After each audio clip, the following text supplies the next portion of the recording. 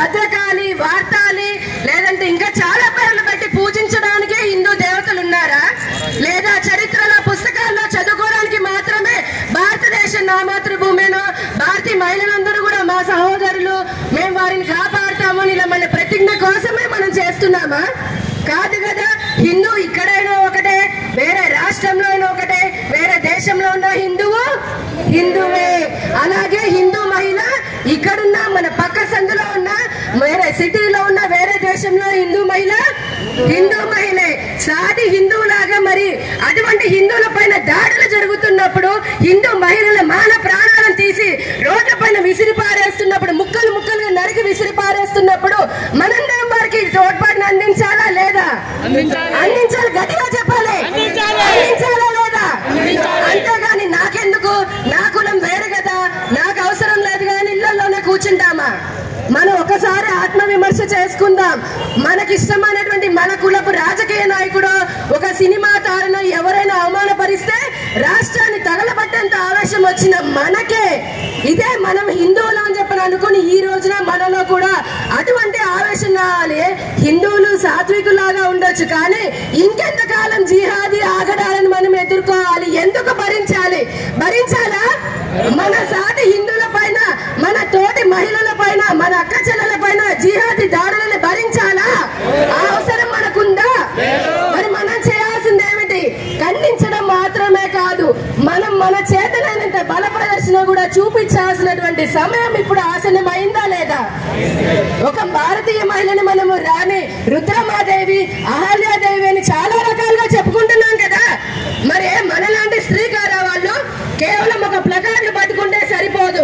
ప్రతి హిందూ ఇక్కడికి వచ్చిన వాళ్ళు ఈ రోజున రాష్ట్ర వ్యాప్తంగా, దేశవ్యాప్తంగా ఎవరైతే హిందువులు తమ మనోవేదనని ఇలా వెలుబుచ్చుతున్నారో, మనందరం కూడా ఒక సంఘటిత శక్తి లాగా మారి, ఆ బంగ్లాదేశ్ కాదు, ఈ హిందూ మహిళ పైన, హిందువుల పైన ఎక్కడ దాడులు జరుగుతున్నా వారికి మనం సరైనటువంటి బుద్ధి చెప్పే విధంగా మనలో ఏ రక్తం మరగట్లేదండి? మీకు అనిపించట్లేదా? కాసేపు వాట్సాప్ లో ఒక వీడియో వస్తే గోమాతని ఇలా కొడుతూ ఉంటే అబ్బబ్బబ్బా అంటున్నాము. మరే మహిళను అలా రకంగా చిత్రహింసలు పెడుతుంటే మనలో రక్తం పొంగట్లేదా? పొంగాలి కదా. మనలో హిందువులో ఇంకా జవసత్వాలు ఉన్నాయి కదా, శక్తి ఉంది కదా.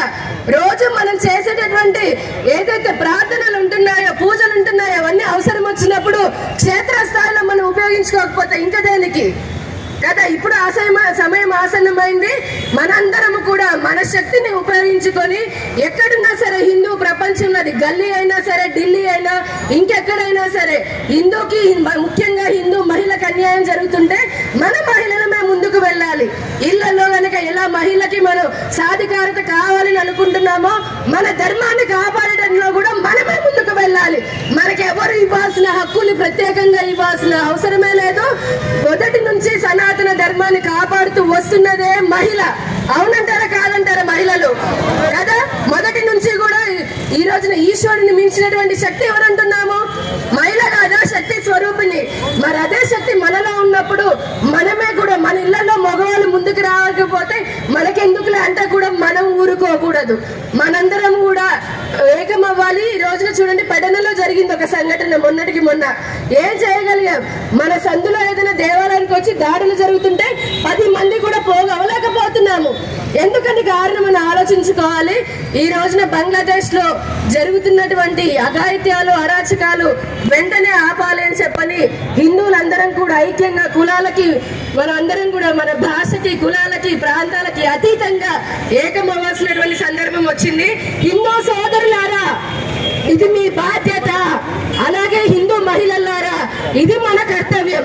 ఈ రోజు అక్కడ జరిగింది, మొన్న పెడనలో జరిగింది, పక్క జిల్లాలో కూడా జిహాద్ జరుగుతోంది. రేపొద్దున మన బిడ్డకే జరగవచ్చు, మనకే జరగవచ్చు. ఆ రోజున నా వరకు వచ్చింది, నన్ను కాపాడంటే కాపాడడానికి ఎవరు రారు, ఎవరు ఉండరు. ఈ రోజు మనందరం తోడ్పాటును అందిస్తే, బలపడితే రేపొద్దున మన కోసం ఎవరైనా వస్తారు. ఈ విషయాన్ని గుర్తు చేసుకుందాం. హిందువుల పైన జరుగుతున్నటువంటి, ముఖ్యంగా మహిళల పైన జరుగుతున్నటువంటి దాన్ని తీవ్ర స్వరంతో ఖండిద్దాం. అన్ని విధాలుగా మన ఆవేదనని తెలియజెప్తాము. దీన్ని అరికట్టుకునే విధంగా దీన్ని అరికట్టుకునే విధంగా మనం ప్రయత్నం చేద్దాం. చివరి ఒక మాట, పెద్దలందరూ ఉన్నారు కాబట్టి నేను ఎక్కువ చెప్పడం లేదు. బంగ్లాదేశ్ లో ఏం జరుగుతుందండి? ఇస్కాన్ స్వామీజీ కృష్ణదాస్ వారిని జైల్లో పెట్టారు.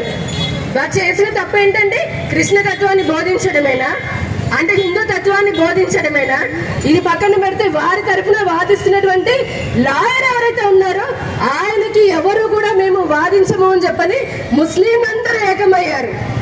మనలో అలా హిందువులందరూ కూడా మనకి వ్యతిరేకంగా ఉన్నటువంటి వాళ్ళని మేము బాధించమని ధైర్యం మనకుందా? వాళ్ళలో యూనిటీ, అది వాళ్ళ వరకు వస్తే యూనిటీ ఆ విధంగా ఉంటుంది. మనమేమో మహిళలేమేమో చొక్కాలు కుట్టించుకుని జాకెట్లు కుట్టించుకునే దగ్గర నుంచి పరాయి వాళ్ళ దగ్గరికే పోతున్నాము.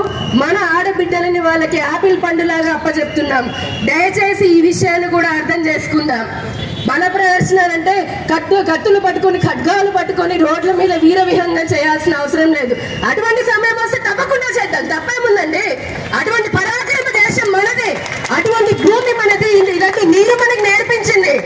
కేవలం కర్మ భూమి, జ్ఞాన భూమి, యోగ భూమి కాదు, పరాక్రమ దేశం, పరాక్రమవంతమైన మహిళల్ని కంటే దేశం ఇది, నేల ఇది. హిందూ అటువంటి వారు తలుచుకుంటే ఒక్కొక్కరిని ఏ విధంగా పోరాడగలమో మనకి తెలుసు. మన పూర్వీకుల నుంచి వస్తున్నటువంటి శక్తి మనలో DNA ఉంది.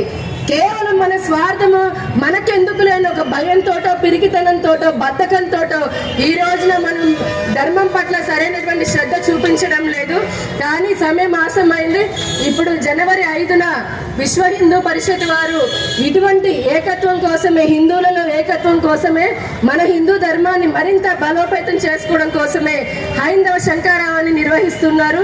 అందరం కూడా మనం సైన్యంలాగా, వానర్ సైన్యంలాగా 10 మందికి 100 మందికి చెప్పి మన శక్తిని మనం చూపిద్దాం. దానికంటే ముందు ఈ బంగ్లాదేశ్ లో జరుగుతున్న, కేవలం బంగ్లాదేశే కాదండి, రేపటి నుంచి నా ఇంట్లో జరిగిన, నా ఇంటి పక్కన జరిగిన, బంగ్లాదేశ్ లో జరిగిన, అమెరికాలో జరిగిన, ఆఫ్రికాలో జరిగిన, ఎక్కడ జరిగినా కూడా హిందువులు బాబా ఏకమైపోతే ప్రపంచ దేశాలు అల్లాడిపోతాయి అన్న ఒక సందేశాన్ని ఇవ్వాలా వద్దా? ఏ విధంగా విద్దాము అనేది మనకు మనం ఆలోచన చేసుకుందాము. ఏకంగా ఉంటేనే, ఐక్యంగా ఉంటేనే మనకి బతుకుంటుంది. ఈ రోజు 100 కోట్లుండి 10 ఇళ్ళుండి 20 కార్లుంటే ఏం లాభం? మన ధర్మం నిలబడినప్పుడు మనం ఇలానే వచ్చి మన ఇంట్లోకే వచ్చి పీకలు కోసి మన పిల్లల్ని మనల్ని ఎత్తుకుపోతే ఏం చేసుకుంటామయ్యా? కోట్ల రూపాయలు.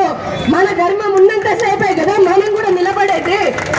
ఇంట్లో పూజ చేసుకున్నామా, హారతి తిప్పామా, ఓ పువ్వు పెట్టామంటే అవి కూడా కావాలి. కానీ మన ధర్మానికి వచ్చినప్పుడు సందులో మనమే కర్రలు తీసుకొని ఉండాలి. ఆడవాళ్ళు కారపొరులు పట్టుకొని నించుందామా వద్దా? ఎవడో రాడు, మనమే కాపాడుకోవాలి. ఉంటాము, పోతాము. మనం కాదా ఇంకొకరు వస్తారు. అవునా కాదా?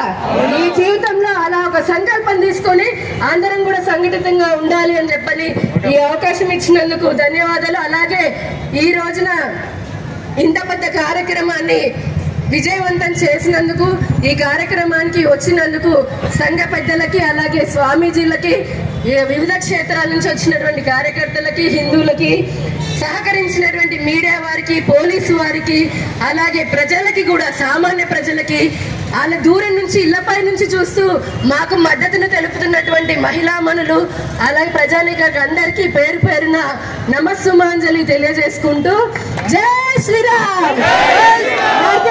హిందువుల ఐక్యత, హిందువుల ఐక్యత. ఖండిద్దాం. బంగ్లాదేశ్ లో హిందువుల